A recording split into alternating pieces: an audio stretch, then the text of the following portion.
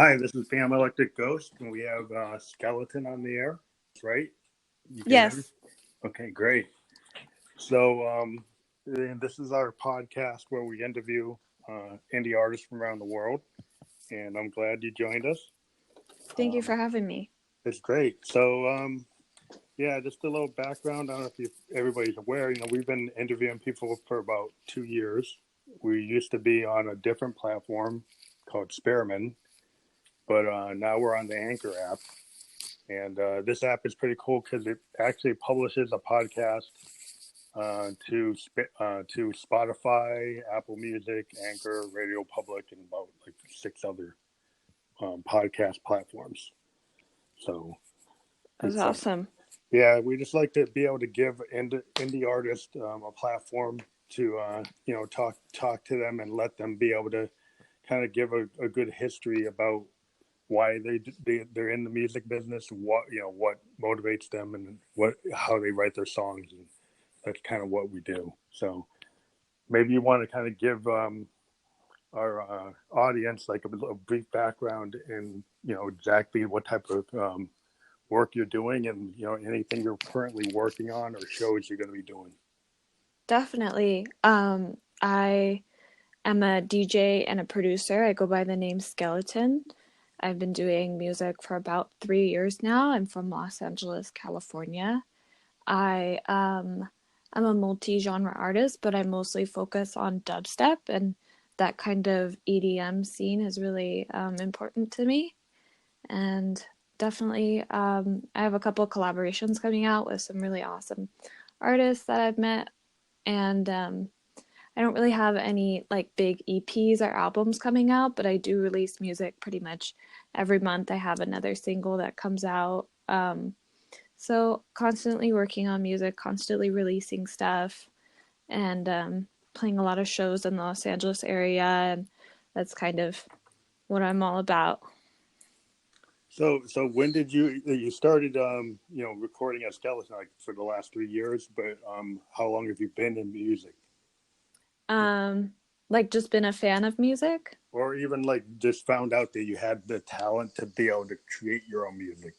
I definitely started doing music a little bit longer ago, but I didn't start my Skellytn project till about 3 years ago. But I want to say I've been doing music now for almost like 5 years total.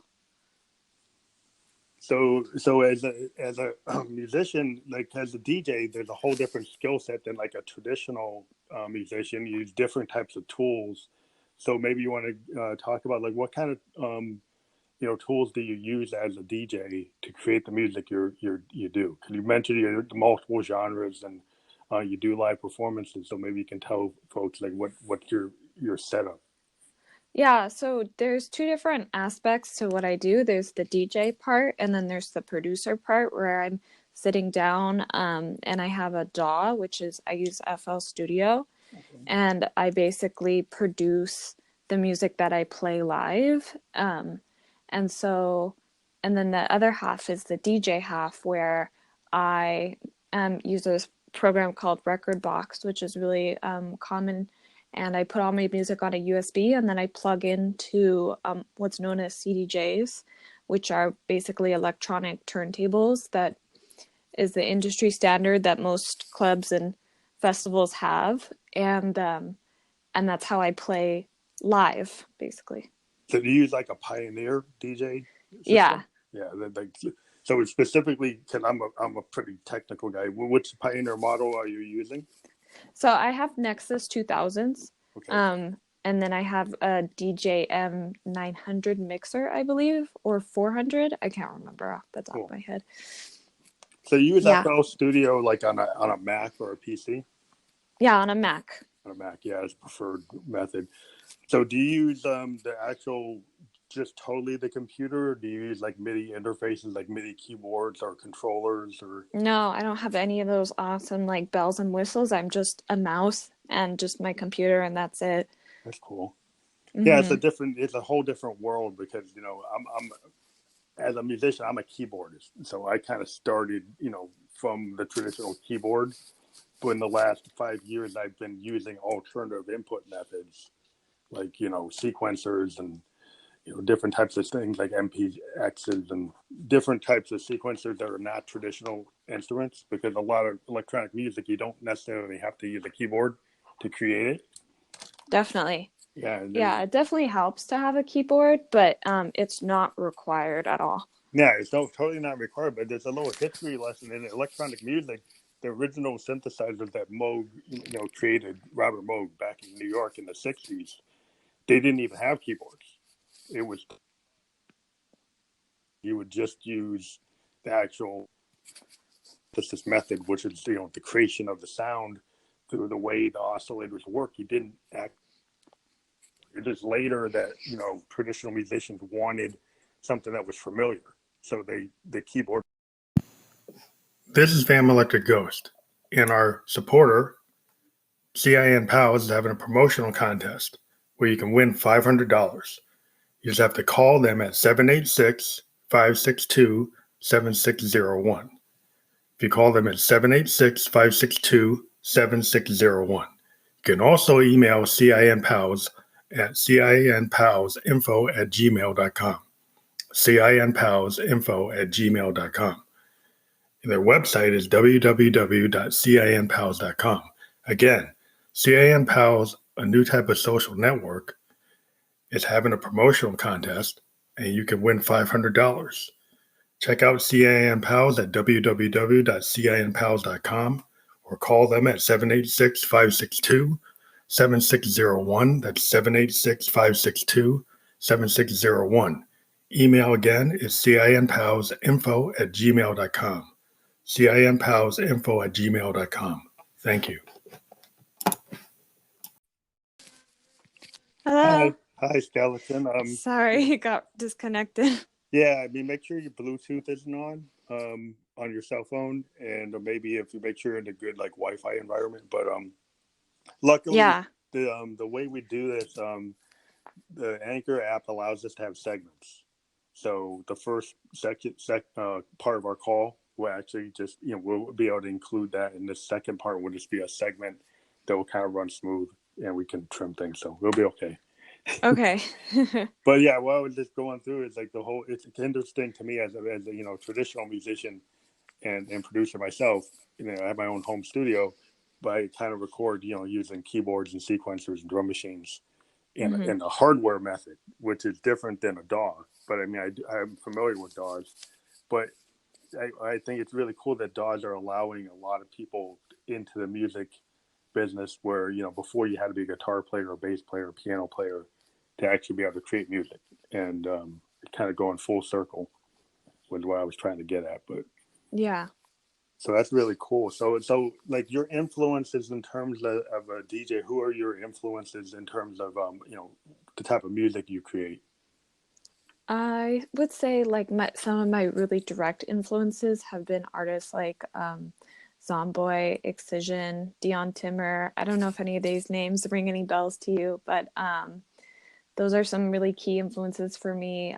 Also an artist by the name of Keizo, and an artist by the name of Allverse.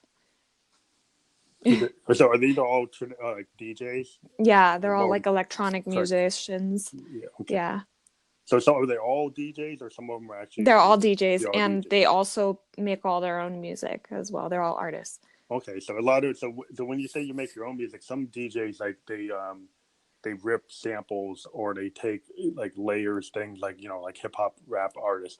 So when you say you're in FL Studio, are you creating original compositions? Yes. Yeah, original music. That's really cool, because a lot of pure musicians have always kind of been somewhat critical of DJs that rip other music and maybe not pay the copyrights. Just because in the business that becomes a big issue sometimes, because there are people who write music and create music, and then there are some people that are good producers. And not that you can't be very musical as a producer, but if you're creating your own rhythms and beats, that's really, I think that's a different type of area. So yeah, that's interesting. Is it that a lot of the people you mentioned, I'm not as familiar with, and I'm a big music aficionado, but a lot of what I go back to is the last 30 years like jazz, rock, Yeah. that we're talking Yeah, like, I definitely grew up listening to a lot of different genres. I had a dad who was super into rock and roll and raised me on a lot of traditional bands like Iron Maiden and Metallica and Rush. And oh, so, like, that's what I was raised on. And it wasn't until later in life that I discovered electronic music. And that's really, like, it really spoke to me.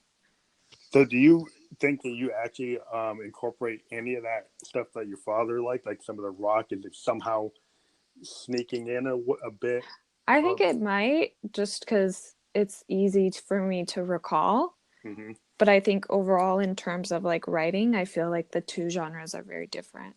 Yeah, a lot of what's going on is like, well, progressive like rock, from a keyboard standpoint, a lot of early electronic music. You're talking about like Emerson, Lake and Palmer, Hmm. and Genesis, and the early experimentation that Pete Townsend did on synthesizers. A lot of the early synthesizer work. It's all very abstract and kind of different, and a lot not exactly what's going on today, but interesting that a lot of the DJs are pushing the envelope forward with a lot of capabilities. Have you thought about using like outside of the DAW, using like a Moog or a Roland synth or a Prophet synth that kind of bring in those type of technologies, or are you just using like VSTs through like FL Studio? Yeah, so right now I just use VSTs. I mean, I wouldn't mind using some external hardware. It's just I haven't done enough research Mm-hmm. into like, the different, there's so many different models and kinds, and so I think I need to do some research before I go out and I just spend a bunch of money and buy a big giant thing that I won't know how to use maybe properly. Yeah, I think a lot of what musicians like myself, we kind of like the analog sound, which Mm-hmm. you can't get from a VST. So we'll kind of name drop Prophet or Moog or Oberheim. And the reason we kind of love those instruments is we have a feeling that the analog synthesizers have like a character to them that They definitely do. that we like Moby will use analog synths, in a lot of Mm-hmm. what he does.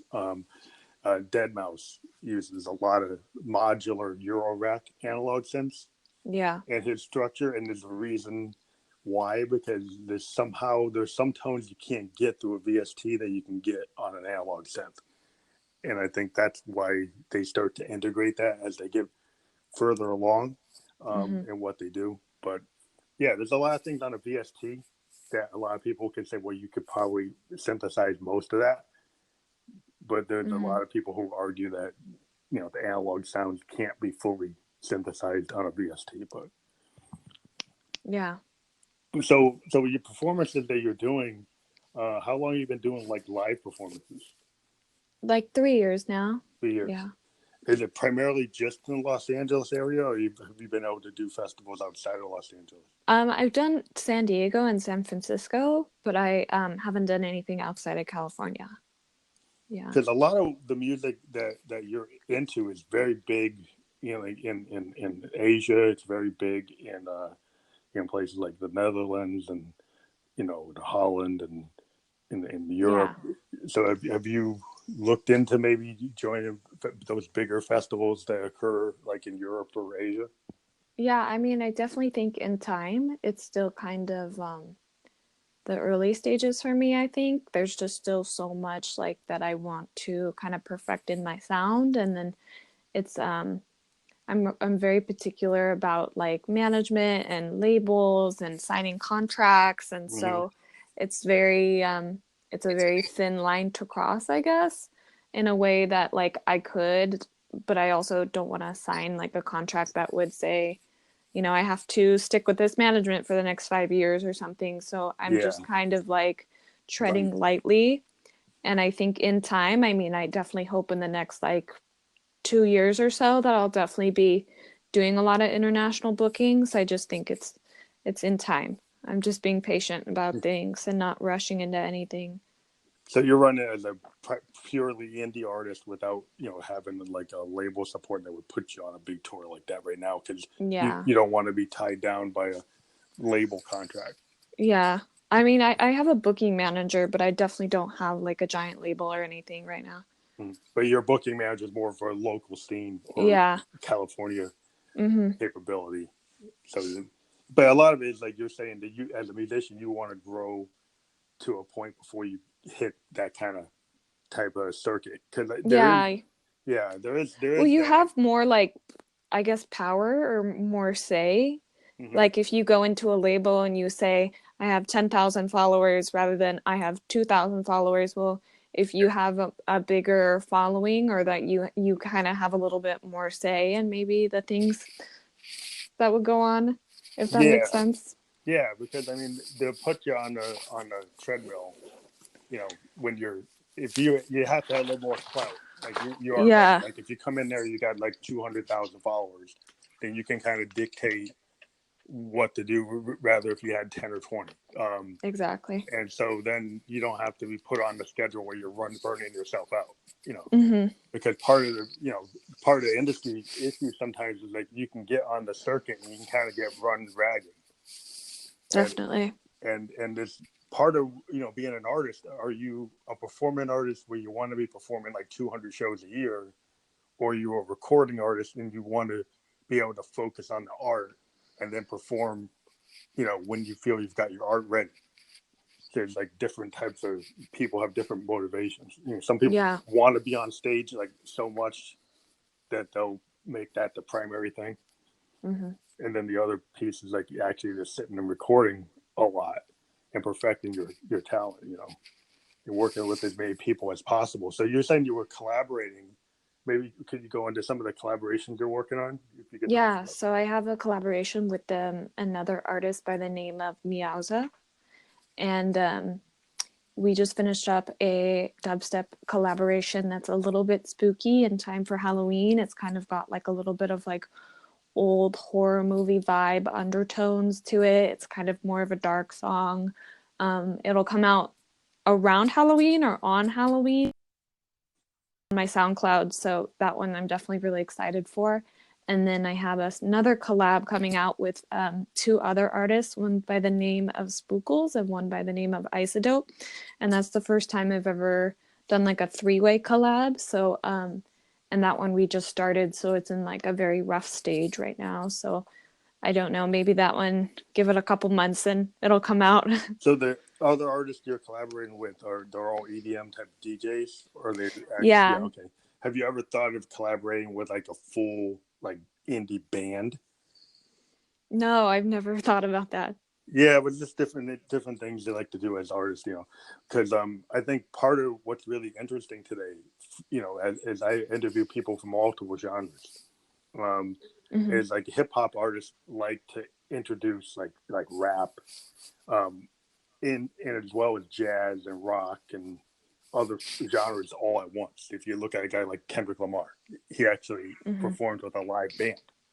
They had like live bass players and keyboardists, and they tend to have like a jazz background integrating into hip hop along with the DJ. Hmm. And so there's a lot of kind of genre mixing in multiple Yeah. areas. Though there you can be a pure artist and want to stay within a certain area. So have you thought that you just like this genre so much you wouldn't want to cross over into other ones? I mean, I think it's definitely cool to cross over and pull inspiration from, but I would say for the most part, I just truly like to stick to EDM.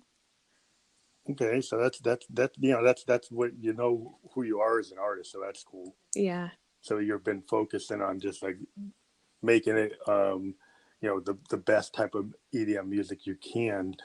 And so maybe you can kind of describe when you write a song, do you have like a real clear vision of what you want to do, or is it kind of like a sequential effort where you just kind of keep on building until you get where you want to be? Do you kind of picture the whole piece of music all at once, or does it become like a project that takes a Um, lot of time? I definitely don't think that I ever really go in with a plan. For the most part, I will just like open up my DAW and I'll open up like Serum is what I use to make a lot of my basses in dubstep.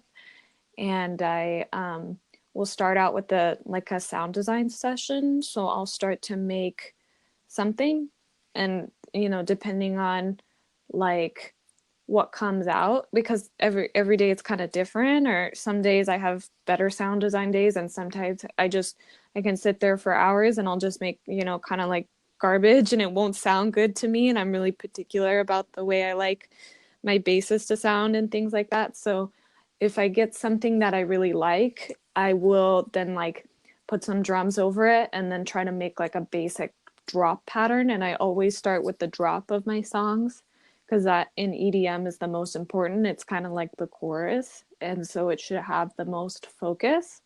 Whereas like if I were to go in and write an intro first, and I've totally done this, where I've written like a really beautiful intro and I can't find a drop to fit it, kind of, if that makes sense. So I always do the drop first and then the intro. And then once I have like that'll usually be like a minute to a minute and a half worth of music. Then I do kind of like a break where it's like 32 bars of kind of a break, and then back into like an intro type build, and then a second drop, and then an outro. And that's kind of how I do my songs. Yeah, that's interesting because like the EDM format has like a structure that kind of reminds me like when disco existed, there was a certain structure of disco. And when you were writing disco songs, you had to kind of stay within that in order Yeah. for it to be called a disco song. And so EDM has characteristics like the drop and that in the actual structure of the beat that kind of Yeah. keep it in a certain like there's a certain like the genre rules, like you're in a certain path that if you're going to be in that music you have to kind of be in that structure. Yeah. But do you find that to be really something that drives your creativity, to be able to fit in that structure and make sure that you stay within that the kind of confines of it, or do you try to like push anything to kind of maybe be a little bit different, or do you like to just stay within that structure? Yeah, it definitely depends on the like the specific type of song that I'm trying to make. Sometimes I don't put even two drops in. There's been a trend going on in the dubstep community of a style of DJing called chopping, where you switch back and forth between two songs very quickly Mm-hmm. to kind of meld them into one song, and to kind of accommodate this style of DJing. Electronic music producers have been making songs with longer drops, so that and it's all in one drop. So instead of doing a 30-second drop and then a break and then a build and then another 30-second drop, they'll just do a drop for 3 minutes Mm-hmm. and then it'll go to an outro. So it kind of accommodates the style of DJing. So there's been a shift from the typical like two drops to a one drop, if that makes sense, so that Yeah, there's yeah, more room for this type of technique of DJing called chopping. yeah. I think what happens is sometimes like if you get into a genre and it's too limiting, then sometimes it can kind of burn itself out. Like if everybody's heard that structure so Mm-hmm. much, that's kind of what happened to disco. The disco beat became so limiting that it kind of burned itself out. There's certain audience that said, well, we kind of heard everything we can hear with that Mm-hmm. structure. Um, and so it's cool that DJs are decided to do alter it in ways to kind of have different imagine you can imagine as a musician you want to try to open things up and allow some creativity within the genre, and then kind of push it on the edges of what Mm-hmm. you can do and still be in that type of music. So I mean, like the Yeah. blues. I mean, there's a certain thing about the blues. I mean, if you go back to the blues, the structure is the same all the time. If you're a blues artist, you're going to stay within that structure, but how you choose to work within it, you can still be very innovative. Mm-hmm. You get a guy like a Jack White. He comes along, and you got like Led Zeppelin. You got different bands. You can have a different take at it, and then it feels fresh because Jack White's vision of the blues feels a little more fresh than Zeppelin because it's more current. Um, Mm-hmm. but that's within every genre, there's certain limitations that kind of keep you like within a certain structure, And that's where Mm-hmm. like cross genre stuff is kind of interesting, because when you can kind of break it and then see how far you can go. But yeah, I mean, Mm-hmm. the music is what it is, and so like a blues musician is always going to be within that, you know, kind of blues structure. A jazz musician will be in like, you know, free jazz, or they're doing different types of traditional jazz. You know, a Brubeck or a Miles Davis is totally different. Um, so just wondering, um, have you thought about doing any kind of video um, promotion for the songs you're doing? Have you worked on anything visually? I'm actually, it's funny that you asked that. I literally just am in the process of working with a videographer on like a small little like promotional video for my social media to tease like a teaser of my new song that's going to come out next month. And so we're just starting to brainstorm on that. I don't know if that's exactly what you had in mind, but that's the only type of like video thing that I've done or experienced. Yeah, because I've seen a lot of people, you know, within EDM community use, you know, all kinds of different lighting capabilities, you know, laser shows, you know, video displays on LEDs, screens that will go with their music. And it's actually like very structured to tie to the beat of the exact music. It's part of the whole Oh, presentation. And I was just wondering if you were thinking of integrating that kind of stuff into your music. so that's more on the performance side than on the, I guess, the musical side, I guess. Mm-hmm. So for all of that kind of like large production scale, I would need a specific lighting and a sound guy at my shows. And the thing about a lot of the shows that I play is they already have the lighting and the sound guys booked. So there's no way that I could bring in a lighting guy to do those type of like Mm-hmm. screens Yeah. right at the, you know, the right at the exact time, or the lasers, because they've already booked those people ahead of time for me. Okay. So the only way that I could do something like that is if I was like booking my own venue, and then, you know, I would have to rent a huge stage setup and a laser panel and a light, you know, Yeah. the LED screens and things like that, and then I would book my own lighting guy to do those type of effects. Yeah. I mean, yeah. So, I mean, the position you're in now, you're not thinking about doing that, but I mean, like maybe like the promotional video direction where you could actually, you know, send something out to like, you know, Instagram or Facebook or YouTube. Mm-hmm. More is, I guess, the other direction you can go, because then you don't have to Yeah. do that. So then you could build custom like videos, which it sounds like that's the direction you're going. Like you're going to take like some kind of video um, project and tie it to your song for Yeah. promotional effect. Mm-hmm.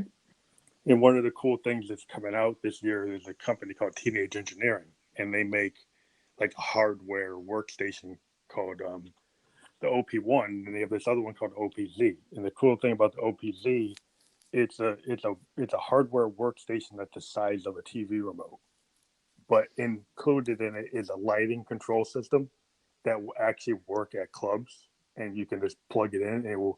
And then the cool thing about it, it's a synthesizer workstation. So if you build a song, you can build the lighting to go with the song, and you can build the video to go with the song. And it's all in this one device. Mm. And it uses like USB MIDI, and then you can connect to the standard systems at clubs, and then have your song, your lights, and your video all being generated from this device. Oh, that's And cool. it's like, you know, it's like a $600 device, but it's a piece of Mm. hardware that allows you to, you know, use your iPhone or your iPad or your Mac to integrate visual information and lighting information into your show yourself as the artist. That's cool. So it's something you might want to look into, because it's a big. It's coming out. It's been announced for the last 2 years, and a lot of artists have been looking for it. A lot of electronic musicians like myself, but a lot of DJs have been looking at it too. And it's finally being released. You know, Sweetwater and ZZ Sound and all these big online retailers. I don't work for them or anything, but I'm just very interested in hardware that allows you to do stuff as an artist, and hardware that's like reasonable priced, And this thing is a pretty cool machine that I think would give somebody like you a capability that be able to do stuff yourself, without having to pay somebody else, Yeah. which is part of the whole indie effort. The whole idea of having a DAW is that you can be a producer yourself. Mm-hmm. You don't have to, have somebody else do it. You can do it yourself. And this is the same kind of idea when it comes to Yeah. visuals. So, yeah, I'm always into new technology like that, and I think it kind of goes along with kind of where you're going. Definitely. So like a lot of what you do is on SoundCloud, right? Or do you have other Yeah. places that you actually push your music? So I have a SoundCloud, I have a Spotify, iTunes. My music is also on like Google Music, Napster, Pandora. So it's kind of all over the place. Okay, so like we can push out on our podcast your SoundCloud link, and we can also push out your Spotify and your iTunes. So if you've got, I'm actually on your SoundCloud now, looking at like a lot of the material you have out there. So yeah, Oh, we thank you. can actually include hyperlinks in the podcast itself. So when it goes out on Anchor, you can actually see the links and then click on them to go directly to certain songs. We could put your overall profile, Okay. because I see it on your SoundCloud. You have your Instagram and your Facebook and your Twitter, and Yeah. you have like a free download link. Um, so those type of things we could actually include. Okay, cool. Yeah, so it's cool that you've been producing your own music, and part of what we always ask people is a lot of times like people are kind of hesitant to do their own music, but a lot of musicians, that when they have the drive that they're going to sit there and it's like, I have something to say and I'm going to do my own music rather than cover people. So I think, like, when did you feel like you had this drive to be an artist, that you wanted to create your own art? It actually started when I was a sophomore, I think, in high school. Um, it was I had just started listening to electronic music, and at the time, this was way back, think like 2011. The only genres that were out at the time were hardstyle, trance, and house, and that was about it. And then at I think 2010, 2011, I don't remember the exact day.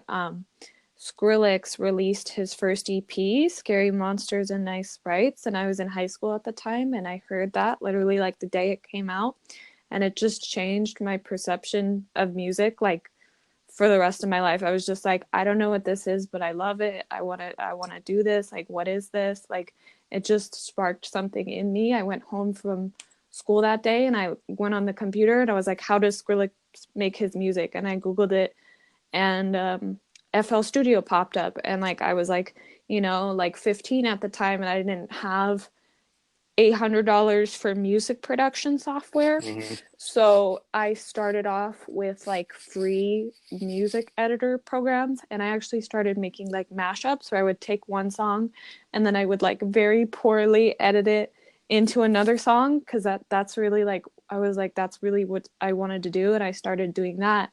And then at the age of 18 is when I got a job, and then I could buy a DAW, which I've been on FL Studio ever since.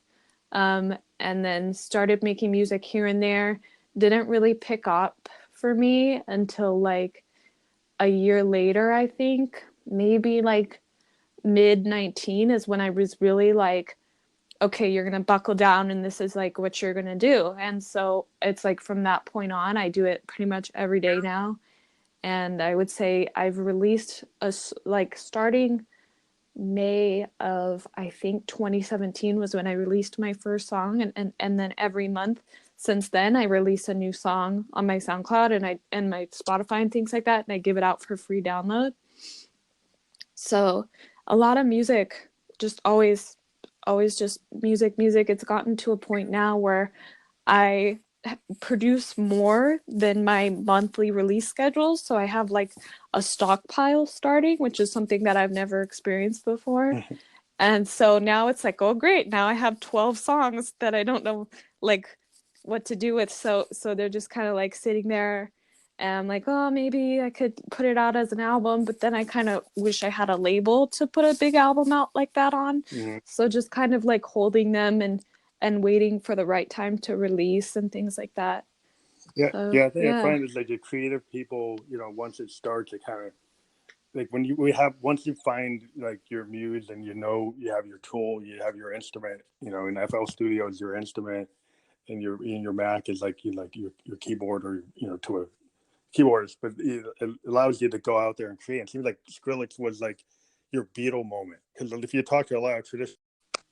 Hi, this Hi, is sorry. no, we got cut off. Yeah, that's okay. But I was kind of just going through like a lot of musicians will say like, well, what was the, who actually inspired you to become an artist? You mentioned Skrillex. I was kind of going on about traditionally, like a lot of people would name check the Beatles. It would say, well, that's why I got into music. Hmm. It seemed like that's your moment, and then you actually did the research because this is the internet era. You were able to figure out what tool he was using, and then you got into it. And, Yeah. and a lot of people, they did the same kind of thing. They looked at John, Paul, George, and Ringo, and they said, well, what kind of guitars are they using? What were they doing? And then they went and it became bands, because they saw what they did on Ed Sullivan. And then they were like, wow. And they went to do the same things. It's a different generation doing a similar thing in a Yeah. way, the way I see it. But that's really cool that you can get inspired by somebody, you're a fan, and then you decide that you're going to become, an artist.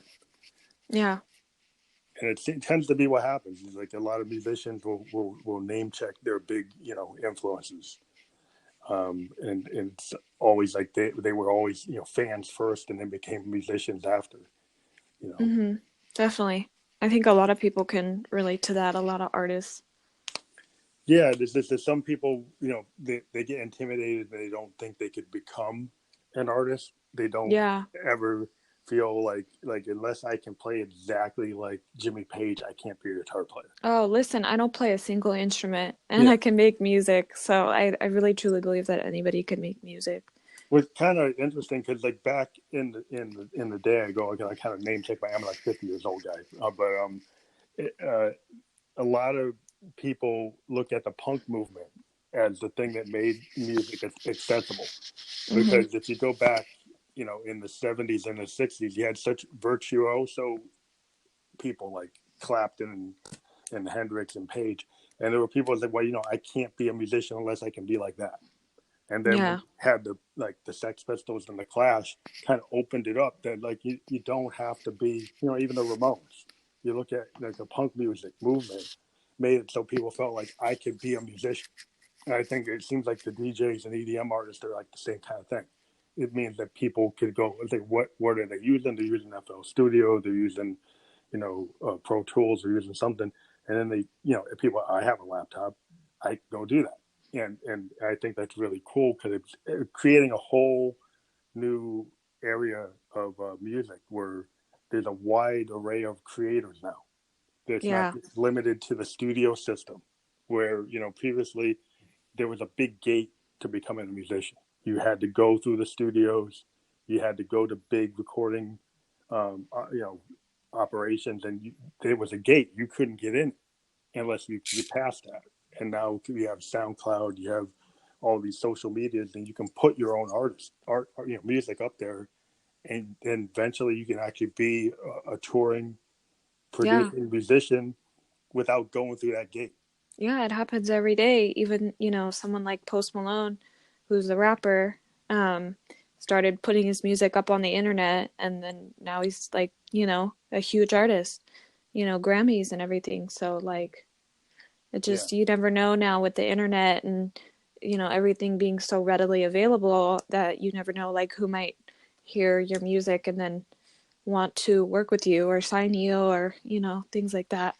Yeah, it just seems like you still need like the studio structure to tour or to really get, pushed. But, what happens is like the internet gets you in the door and you can get out there and be indie to a certain Mm-hmm. degree, and then you have to work with like some people in the industry to go Yeah. to the next step. But to get in the door now, you can actually do it yourself. But just Yeah. the drive of your passion for your music. So it seems like there's a lot of passionate people that really believe in what they're doing. Mm-hmm. That's the main thing, which you have, and you're out there, and then from there, people find you. Your audience finds what you're doing, and you create your audience. Yeah. And then the next steps is just trying to build that with the right people, finding the right people to help you to push that, and then it kind of evolves even further. But it seems like that's where you're going. You're trying to make the right choice with the right people to push your material. But yeah, you're totally on the right step. And I like talking to all different types of artists. I mean, I've only talked to maybe two other DJs, and we're always trying to include more genres. We tend to talk to Mm-hmm. more traditional indie artists, but we like to talk to anybody doing music. We feel like any genre deserves to get attention. Definitely. I'm the same way. I love all genres of music. Yeah, so that's what we're trying to get out here, because we found it, a couple of years ago we started doing this, and we initially were doing, we're electronic musicians, like synthesizer, fanatics, and I had a show where we just talked about synths, but then I said, well, Mm-hmm. it's kind of limiting. I'm a synthesizer player. I like synths, but maybe I should talk about something else. And I started to interview artists that were outside of my genre, and that's how I got here. And so it kind of shows that you can kind of be in your area, and then when you decide to open up, then opened up this whole idea that I could talk to indie artists no matter what genre. Yeah. And so that's why we're here. So if there are other artists that you like or maybe are interested, you kind of send them our way, because we like to give people an opportunity to talk. If you like what we're doing, and as you progress, if you get more um, types of promotions that you want to do, or you want to push a project, you can always come back to us, and we can talk about that. Definitely. Yeah. I definitely have a lot of friends in the industry that I can send your way, and always releasing new music. So We would definitely. definitely want to get more EDM artists on the show. We've been kind of focused on a lot of like indie artists, but more traditional, like pop singers and bands, and Mm-hmm. traditional type of music. And so we realized there's a lot of cool things going on in the space you're in. So Yeah, the funny thing about electronic music is that it feels so underground. yeah, yeah, It's it's always felt underground since the 90s, since its start. And but what's really weird is that like I used to go to big festivals and I don't anymore, but I would go to these festivals with 50,000 people just for electronic music, and then how on the same hand it feels so underground. And then, so it's like really it's strange, and it's not generally something that's recognized by a lot of like traditional music, I guess. Or like yeah, I always feel like at the Grammys there's like one electronic music award, and it's basically dominated by the pop space and the rap, and I definitely think those deserve to be awarded, but I wish they would recognize more electronic music artists, because I don't really feel like we're appreciated. Does that make sense? yeah. I mean, It's like yeah, it totally. we're just kind of like thrown aside. Yeah, I And I mean, think a lot of people don't realize, and they look at the numbers, and they look at someone even like Dylan Francis that releases an album and it goes double platinum, and then no one even realizes that it's like that huge. yeah. It seems like the promotional structure is still geared toward the traditional record companies that Mhm. that want to have pop stars or rap stars. It took rap a while to finally get to the place that it's at, but electronic music is kind of like punk and college radio music, the kind of music I'm a big fan of, like bands like Radiohead, REM, and I kind of come from that kind of tradition of the kind of college radio alternative type of rock bands that still don't get the big press that the pop stars get. Mhm. But EDM is kind of like punk to me.